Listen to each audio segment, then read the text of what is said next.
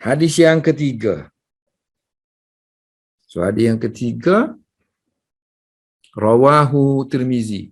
Hadis ini diriwayatkan oleh Imam Tirmizi dalam kitab dia masyhur dengan nama Sunan Tirmizi ataupun Jami' Tirmizi. Jami' itu kerana dia punya tajuk-tajuk tu agak komprehensif macam tajuk dalam Bukhari. Dia ada tafsir. Kalau Sunan ni lebih kepada fiqh-fiqh gitu. Tak komprehensif lah. Hadis diriwayatkan oleh Abu Hurairah radhiyallahu anhu. Seorang sahabat Nabi yang masyhur dalam periwayatan hadis. Walaupun dia masuk Islam lewat, tapi dia yang banyak meriwayatkan hadis. Yang menjadi sasaran kepada orang yang anti hadis. Macam mana ni? Masuk Islam lewat, tapi dia paling banyak meriwayatkan hadis. Jadi sasaran kepada anti hadis dan Syiah. Syiah jadi sasaran kepada Syiah dan orang yang anti hadis. An Abi Hurairah radhiyallahu anhu anin Nabi sallallahu alaihi wasallam qala law kuntu amiran, kalaulah aku nak perintahkan mana-mana orang ahadan an yasjuda, agar sujud kepada mana-mana orang, di ahadin la nescaya amartu, aku akan perintahkan seorang isteri agar sujud antas juda li zawjiha, kepada suaminya. Cerita dia sini cerita Mu'az bin Jabal kan. Rasulullah hantar dia ke Syam. Syam waktu tu Kristian. So dia tengok orang Kristian yang begitu menghormati padri-padri mereka. Sampai tahap sujud menghormati. So dia kata Rasulullah ni orang yang tak betul. Padri-padri bukan betul, agama pun dah tak betul dah. Pun masih mereka menghormati, mengagungkan padri-padri mereka. Kita ni Rasul ni, the messenger of Allah. So kita buat macam kawan biasa aja. Sepatutnya kita kena hormat. So bila dia balik kan, dia beritahu Rasulullah. Gini. Rasulullah marah, berang muka Rasulullah marah. Lalu Rasulullah kata, kalaulah dalam agama kita ni boleh sujud, pertama-tama sekali aku suruh isteri sujud kepada suami. Artinya, sujud ni maksud sujud bukan sujud ibadat lah. Sujud ibadat, sujud tahiyah. Okey, terjemahan tu salah. Terjemah daripada Abu Hurairah telah bersabda, kalau aku boleh mengarahkan seseorang untuk sujud kepada seseorang, pasti aku akan menyuruh seorang perempuan sujud kepada isterinya. Okey, dia tak ubah kan. Seorang isteri sujud kepada suami. Waktu lama ni saya ada conteng situ. Saya kata, sini tempat suaminya. Bentuk baru dah nota ni. Tapi ambil yang lama lagi. Cuba baca nanti sebab saya tak baca dah ni. Biasanya saya tengok sini dah.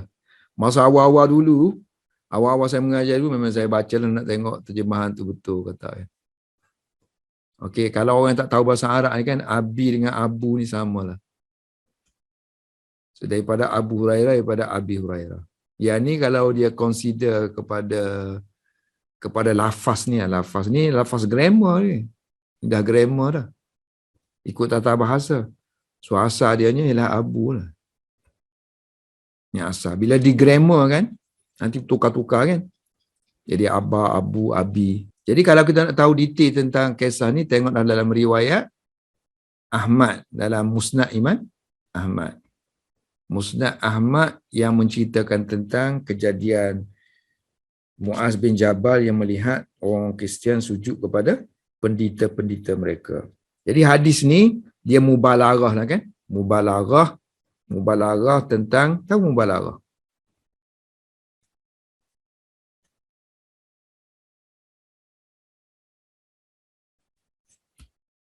So biasanya isteri ni dia kurang taat kepada suami. Kurang taat. Daripada dulu lagi lah. So Rasulullah galakkan dengan mubalarah tu. Nak jadikan harmoni sikit. Suruh isteri tu taat kepada suami. Ini bukan taat mutlak lah. Bukan taat yang mutlak. Taat yang ada qaid dia, ini bersyarat ikut, ya, selagi tidak bercanggah dengan agama kan. Lepas tu dia ada sebut la ta'ata, ada tak sini? La ta'ata fi maksiatillah. Tiada sebarang ketaatan berhubung dengan penderhakaan kepada Allah Subhanahu Wa Taala. Taat-taat ni kepada perkara ma'ruf sahaja.